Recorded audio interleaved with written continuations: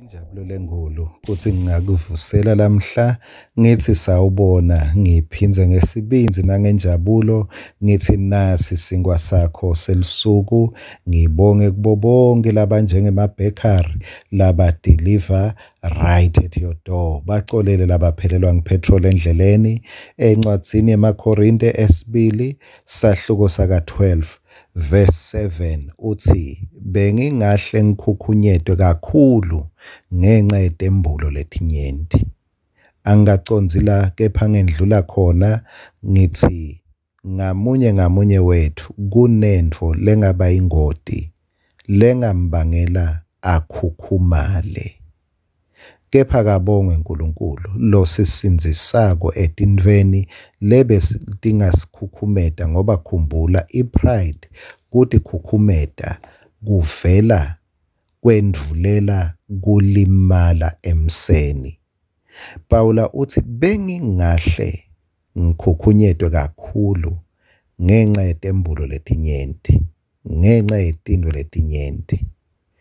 kungaba nengoti selithi ke ngako-ke kwabekwa linyeva enyameni yami ingilosi yasathane yangihlaba khona ngingetuthi khukhumeta kakhulu nazi lesimanga le ngilosi yasathane beyithi yamlaya Pawula kani inika litfuba emseni waNkulunkulu sonke simo lengathi siyakuvelela siyakushaya siyakuhlukubeta sinika litfuba emseni waNkulunkulu ngoba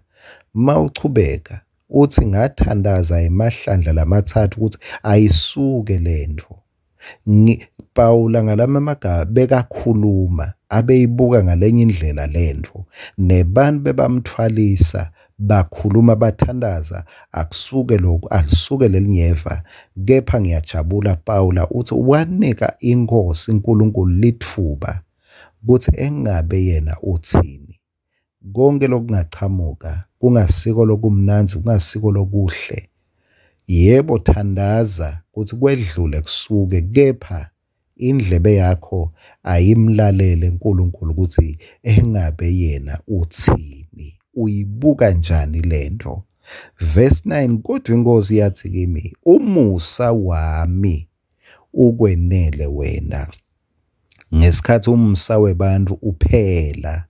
waNkulunkulu uhlala wenele ngobe emandla ami abonakaliswa aphelele ebuthakathakeni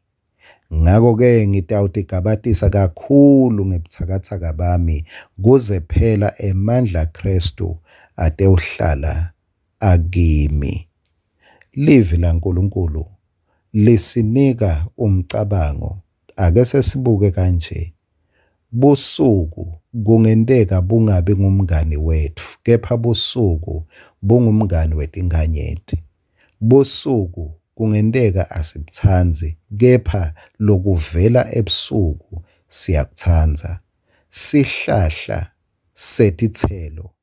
kunesizini lengasimnanzi lefika sihohloke lefika sibete tithelo le season yetithelo ngisho umuntu engca uyaphambukela kuso asivakashele kepha sahohloka silahlekelwa ngulabe bathanza umthundi waso labe bathanza tithelo taso hayi ukuthi sebayasenyanya sekwengce isizini lethide kepha naku lengifuna ukucaphele ukuthi angeke sive bumnanzi bekuphinza sithele siphinze sibe nemacembe esizini lensha kungakendluli kwesizini lenzala kwangathi sonke isihlahla besingade ukuthi noma ngihohloka lamhla kusho ukuthi nembala ngingaba ready for isizini lensha ngoba ngilungiselwa lokusha akabongwe simakathe ngiyade ukuthi